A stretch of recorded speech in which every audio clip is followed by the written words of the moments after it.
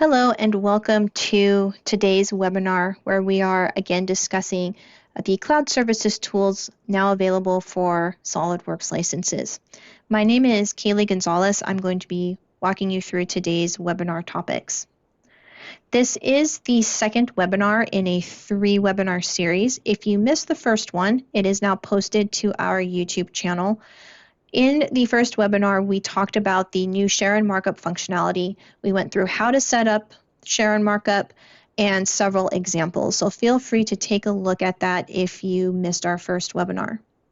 Today's topic is on store and revise. We're going to take an example, see how we can upload files directly from SOLIDWORKS into 3D Experience, and then take a look at everyday data management.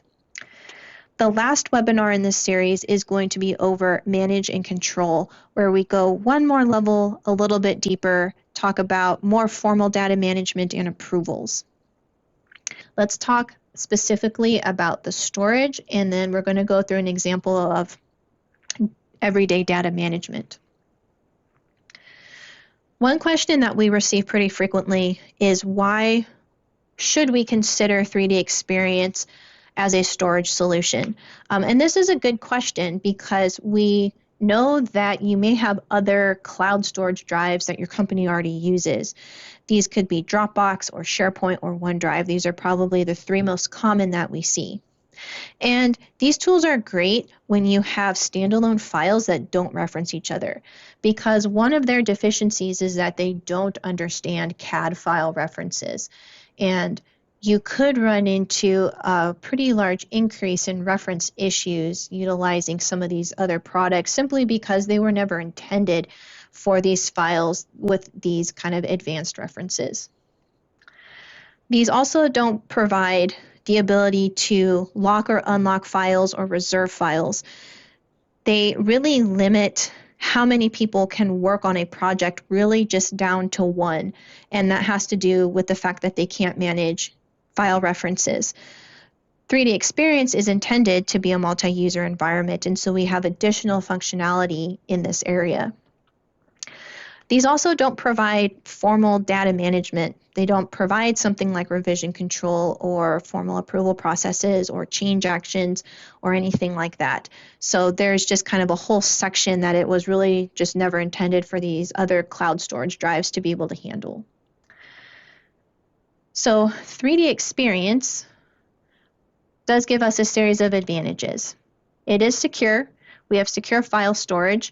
The 3D Experience platform would be managed by an administrator at your company. That administrator can invite users.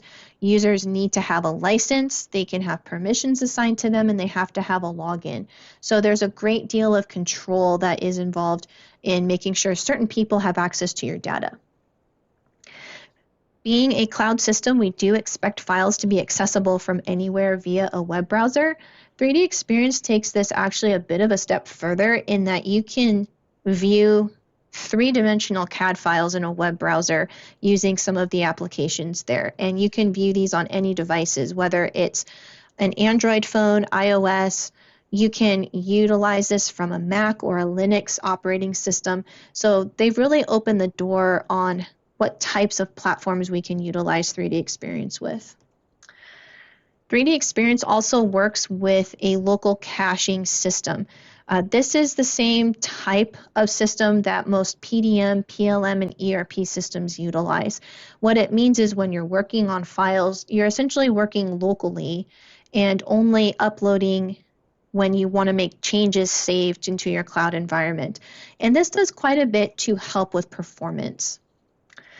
As I mentioned previously, 3D Experience understands and manages CAD file references. 3D Experience also is intended to be a multi-user environment and was designed to increase collaboration and make collaboration easier among teams in different locations. And you do get full data management, and this is powered by technology called Inovia. Inovia has been around for a very long time. And so it is proven technology. It's not something brand new. It's something that's been proven year after year. 3D Experience also bridges the gap between desktop SOLIDWORKS and your cloud environment. So if you are using SOLIDWORKS and you have power users that are inside SOLIDWORKS all the time, they are going to experience a higher degree of interoperability between SOLIDWORKS and 3D Experience than any of the other cloud storage drives. So with that being said, we have three main topics that we're going to talk about in this webinar. We're going to talk about dashboards and storage apps. From there, we're going to go through an example of how we can store files in the cloud and then some everyday data management.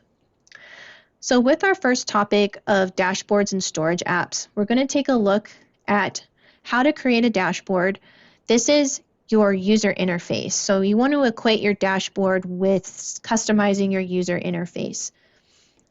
We're going to talk about collaborative spaces, which is actually your 3D Space app.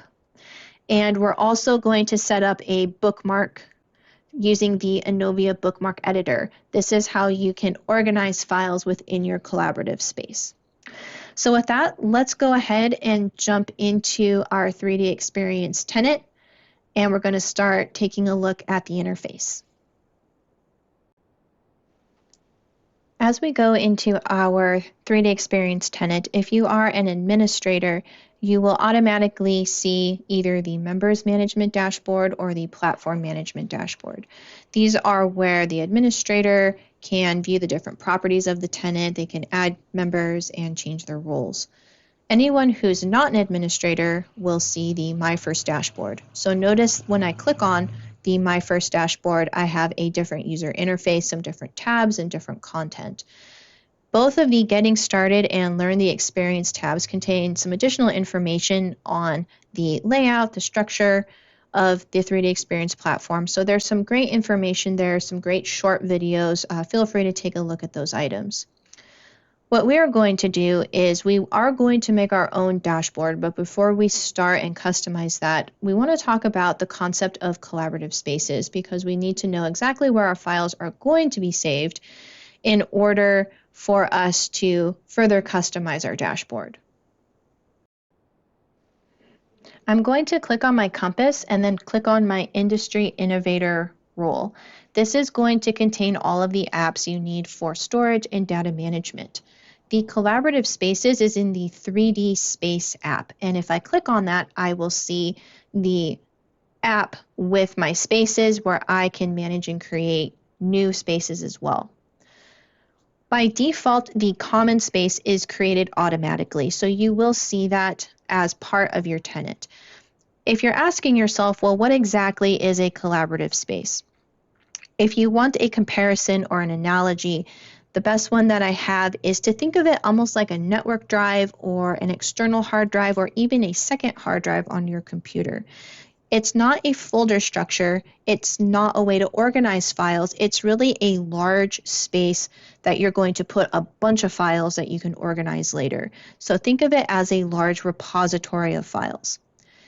Again, common space is going to be set up automatically. For my purposes, I created my own space called ENG Collaborative Space, which I'm going to use for this webinar series. If you want to create your own space, you can click on the blue button for New Collaborative Space. From here, you can add a title, a description, a family, and you can also change the visibility. The visibility is similar to permission types that other people at your company have. So private would be only people invited to the space. Protected will only be able to see release documents, and then public means those files are available to everyone at your company who's part of the platform. So you can create a collaborative space as needed. The general recommendation is to start with maybe one and then add as needed, but typically we don't find that you'll need more than one or two spaces. I'm going to close my collaborative spaces down and I'm going to go back into my dashboard list. To get there, I'm going to click on the hamburger icon or the three horizontal lines. That's going to take me back to my dashboards and cockpits list. I'm going to create my own dashboard by clicking on the plus sign. From here, I can choose to create an empty dashboard, and I can name this really whatever I want to. So for this, I'm going to just call it Kaylee's dashboard, and then a description is going to be optional. So I'm just going to label this as files and folders for my CAD project, and then we'll go ahead and click create. Once created, my dashboard is going to appear in my list of dashboards. And as you can see, there's nothing inside of it right now. There is a single tab that is blank. I'm going to rename my tab, and I'm going to call this files and folders. Once this has been renamed, I now want to go back into my apps inside of my compass and start populating this.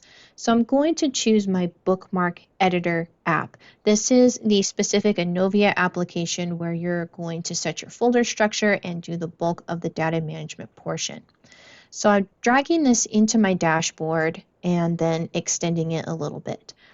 I can access the preferences for the specific app. The reason why I'm doing that is because I want to make sure that my credentials are pointing to the correct collaborative space. This is going to guarantee that I'm going to be able to see the correct files. So I can see I'm pointing to ENG collaborative space, and then I am set as a leader. The leader is the top level that you would want to be. You have the greatest capability and the least amount of permissions restricting you to do things. So leader is actually going to be like the top level in 3D experience. So we can make sure that our collaborative space is correct and then save that information. From here, we can right click on the bookmarks option and create like a top level folder. So I'm going to call this BioDapt project. That's the file set I'm going to be using. And of course, underneath is credentials. Again, just a double verification that we're looking at the correct collaborative space and role, which is leader. This creates essentially a blank folder with nothing in it. However, if I extend my bookmark editor, I actually have quite a few items. We have a thumbnail column, which I will eventually see thumbnails for my CAD files once we have items stored and loaded into the platform. I see my title, but then I also see an assortment of other columns such as description, if there's a revision, if it's locked by a certain person, who actually owns the files, and which collaborative space they reside in. So this gives you just tons of information about the files once we do get them loaded into 3D Experience.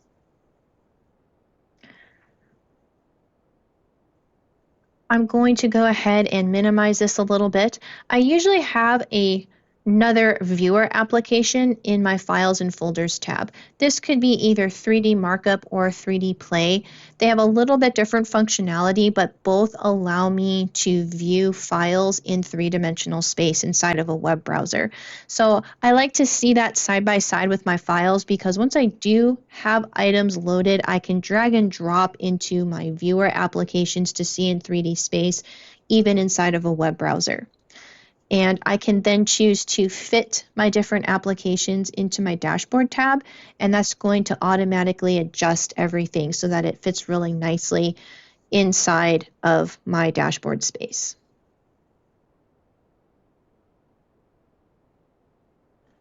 Once I have completed my first tab in my dashboard, have my files and folders set up, and we're ready to go on to the second portion.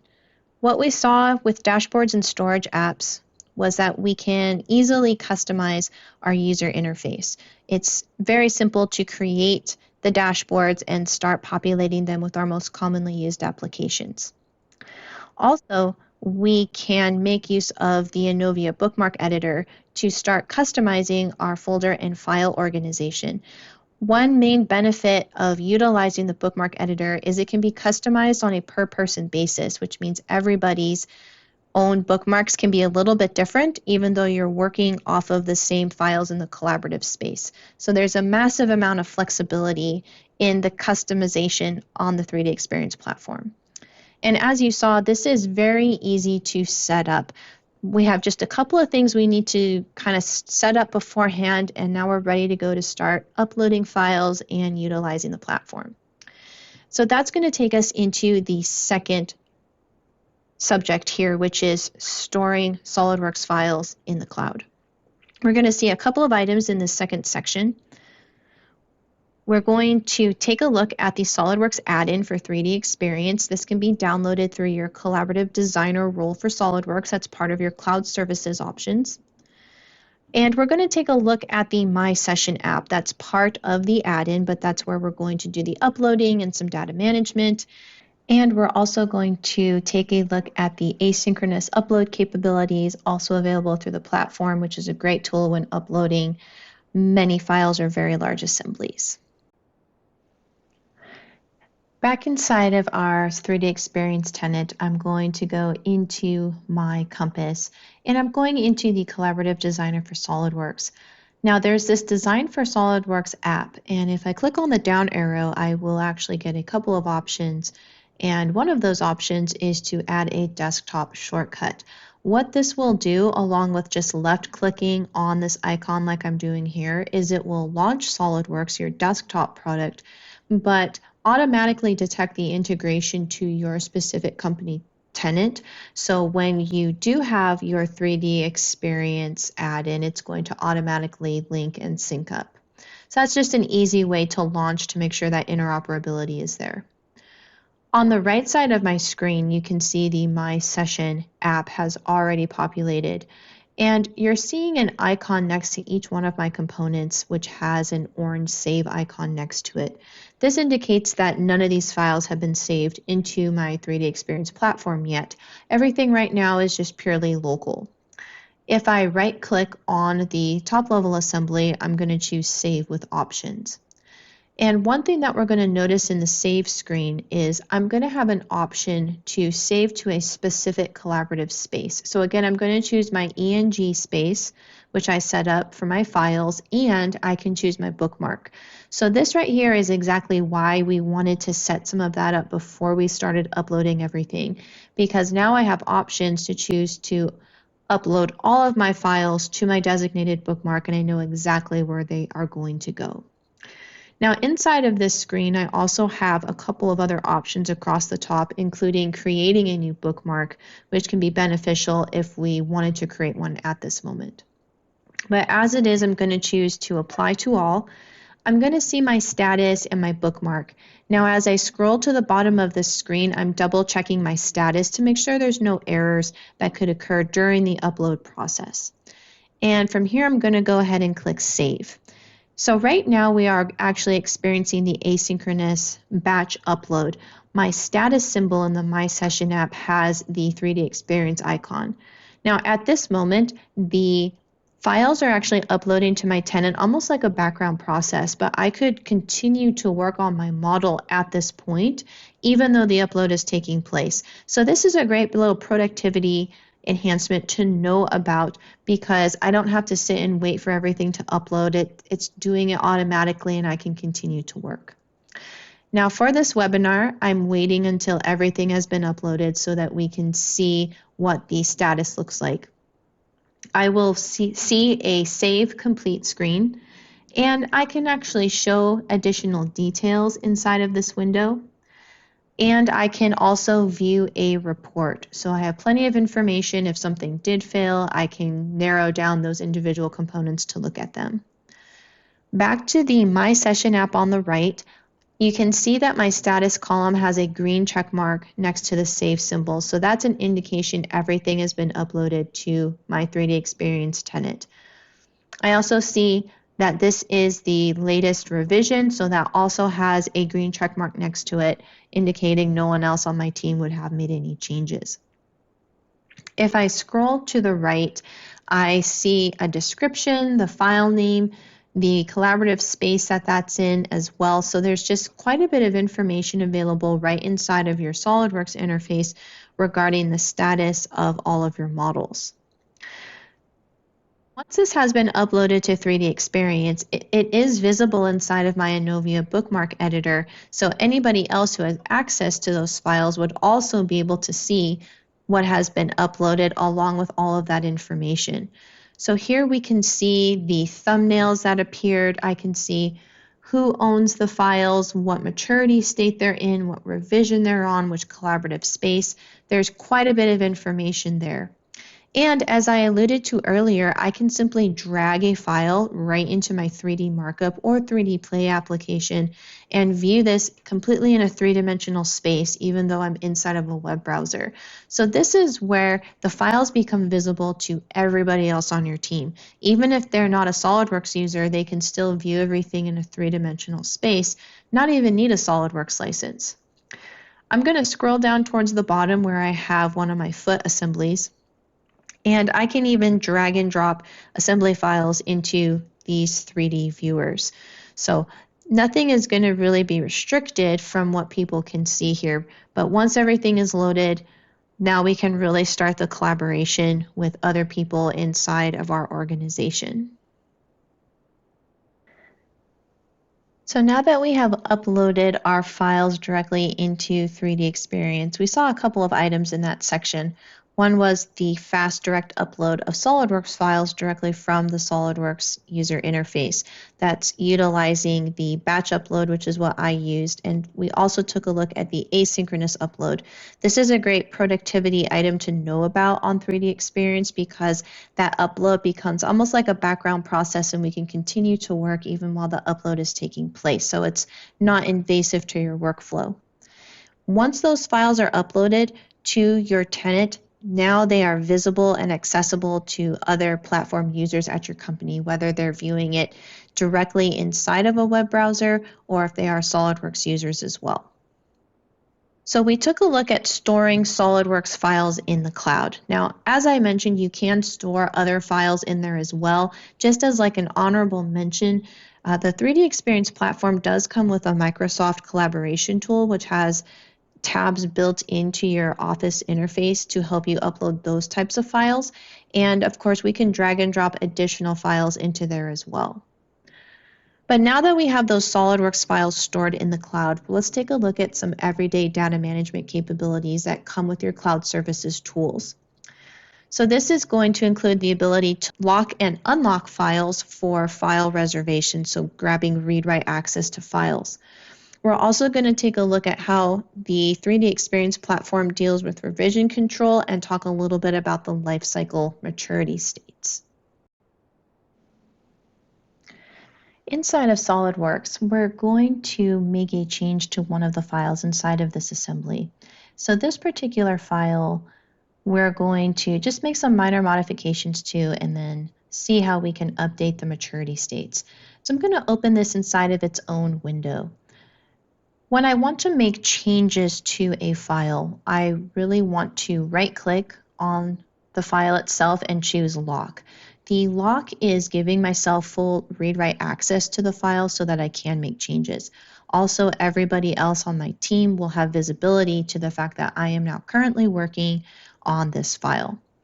I'm going to do just a minor change here. So I'm just converting the chamfer to a fillet. Maybe I want this to be a little bit more rounded. This is just a very minor change, which is why I'm not doing a different revision at this time. This is just a minor modification. But notice that once I make that change, my status symbol indicates that I haven't uploaded the changes to the platform yet. That's what that orange symbol means. So I'm going to right-click on the file and I can choose the Save option. I don't need to choose Save as options or anything else because this file already exists on my tenant, so I really just want to upload the changes. Once completed, my status icon is going to change back to the green icon, and then I can right-click again to unlock this file. So that will allow the rest of my team to be able to make modifications as needed. I'm going to go ahead and update the assembly that this is working in, and we can see that the change has already been there, which is what we would expect of SOLIDWORKS. If I take a look at the My Session app, we can see that there are still a couple of items that have that orange save icon. So this is going to be the subassembly called MotoKnee and then the top level assembly. So this goes back to what we were talking about as far as Innovia being able to manage SOLIDWORKS references. Because the change was made to a component in those subassemblies, it's detecting that changes need to be uploaded from these other files. We can view these relations really at any time. This is directly inside of my SOLIDWORKS application, and it does give you the concept of parent-child relations, but on a larger scale. So on the left-hand side, I can see parents and then any type of child objects. This is giving me not only CAD files that this file is related to, but also bookmark information and any place that this file would be referenced, not just CAD components. So I do see my MotoNI assembly there, and if I expand that, I can see that is also kind of a subcomponent of my top-level assembly. So this gives just tons of information on where this file is being used, but also gives you an indication of what could change or be affected when changes are made to that file. But that explains why there's a couple of items that still need to be updated. I can right-click on these and choose to save. Now, I didn't lock these beforehand, so I'm actually going to see a notification that says, hey, a lock is required because I need write access to make changes. So I'm going to choose lock all within this screen, just a nice little productivity tip there, and I can save these changes. Now, in that same screen, there was also an unlock button that would have automatically unlocked these components once this operation was done. I did not choose that, so I do see my key icon, and this is still locked under my name. So something to just be aware of if you want to make sure other people can access this, make sure that you unlock your components once you're done saving to the platform. So everything now has been uploaded. Any changes, whether it's referenced files or the component itself, has been made. We'll be able to see these changes reflected also inside of my browser interface. As I take a look at my files, perhaps I want to actually search for that specific file that I was working on. I can use my searching capabilities in my Inovia bookmark to filter through to find exactly the file that I was working on. And I can drag and drop that into my 3D viewer. Now, there might be some other filter options that appear on the left. I know what file I have, so I'm going to go ahead and close that. And inside of my 3D viewer, I can see the change. So from chamfers to fillets, that's already been made. And of course, I saw that as well in the thumbnail, but this gives me further verification that everything has been updated at this point. I can close that search filter to see the rest of my folder structure. What we want to do next is we want to talk a little bit about the maturity states, because perhaps we want this to move to a different state rather than being in work. We want it to be in a released state. We can view the life cycle and maturity states by going into our compass and going into the Collaborative Industry Innovator role. There is an app in here called Collaborative Lifecycle. What I'm going to do is drag this into the bottom of my dashboard, and this will allow me to see the specific states. Now, I do have to drop a file into here. All of these are going to run off of the same life cycle, so I'm just going to choose the top one. It doesn't necessarily matter. We really just want to take a look at the states at this point. So up here at the top, these are the 5 states inside of the life cycle that you get through Inovia on 3D Experience. You get draft, in work, frozen, released, and obsolete. We do have the ability to make some modifications to this as far as being able to send different transitions back to in work from released. But as far as working inside of these states, these are the 5 states that you do receive. So what we want to do is we want to transition all of our files to go from where they currently reside, which is in work, and we want them to be in a released state, especially since we made changes and uploaded everything. I'm going to minimize my collaborative lifecycle. This is going to just go down back into the bottom of my dashboard. And I'm not going to get rid of it off my dashboard, but I'm just going to minimize it because I do run into situations where it's nice to see what those life cycle states are. Now, we could do everything inside of that web browser. There's no reason why we can't, but we can also do all of the maturity changes inside of our SOLIDWORKS application as well.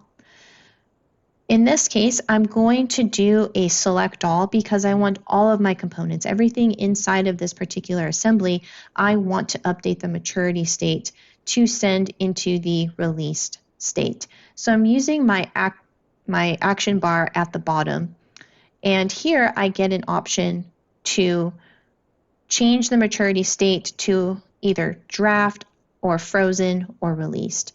And I'm going to choose the released option here. So this is going to take everything inside of this assembly and make it a released file.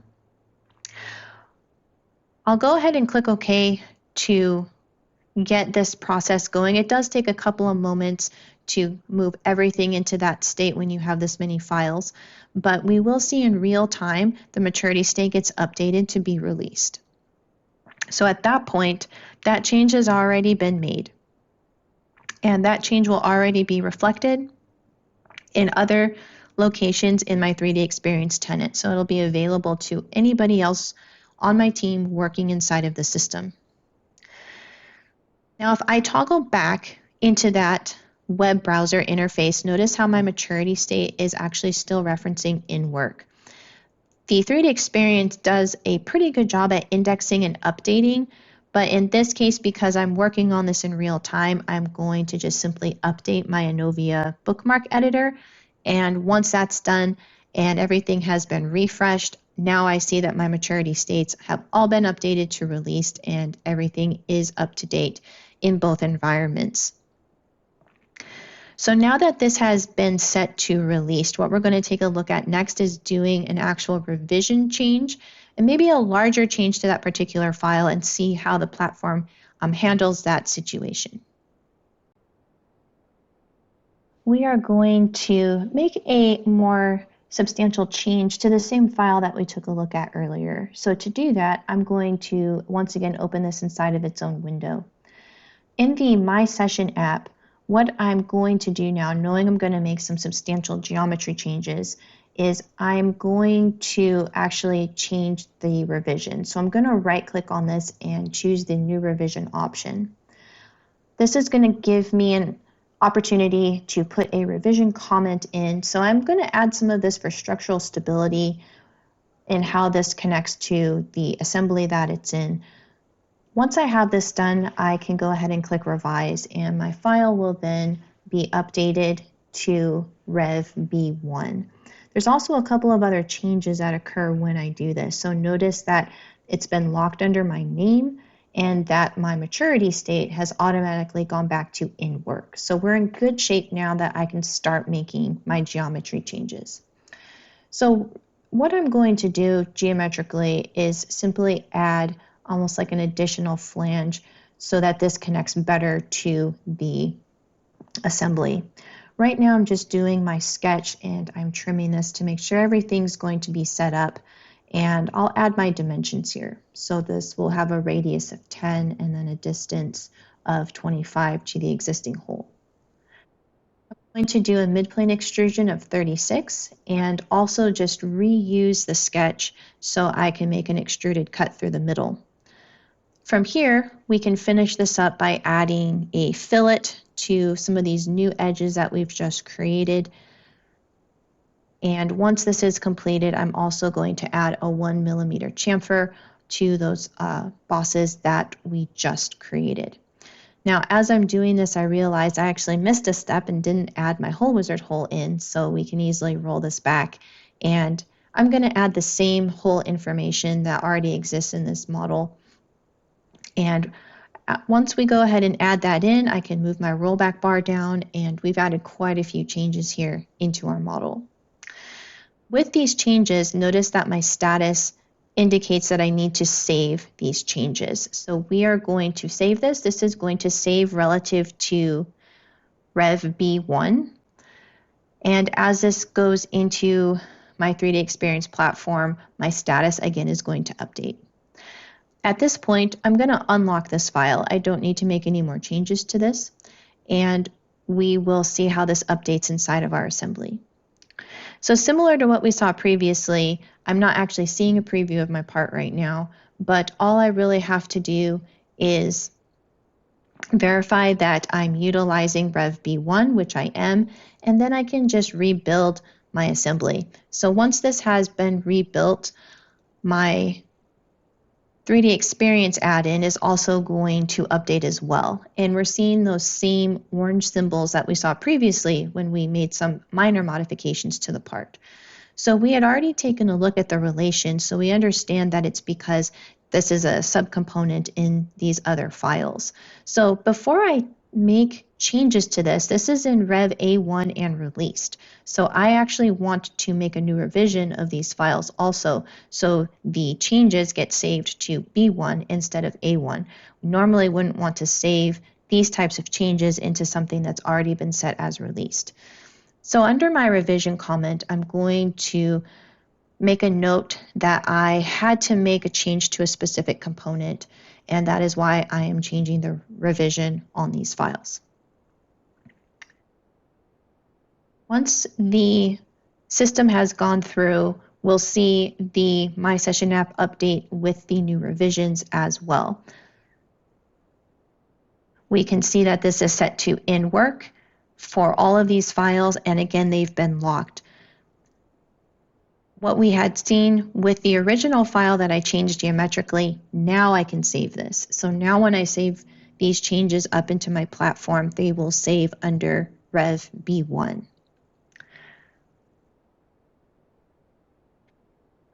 And looks like the saves were successful, so at this point I can unlock these files. And if I wanted to, I could even make this released or change the maturity state or do any other changes to other files in here. But as this is, the changes have been made. Everything looks pretty good in the My Session application.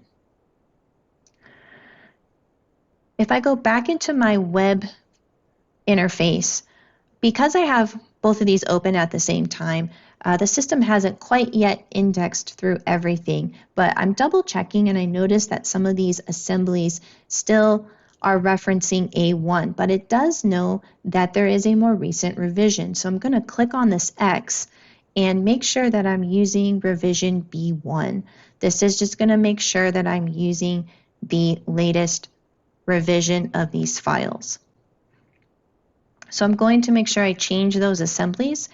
And if I go ahead and collapse my bookmark editor, my initial preview for my bracket file is still the old preview. So let's double check to see if it's using B1 inside of my web interface now.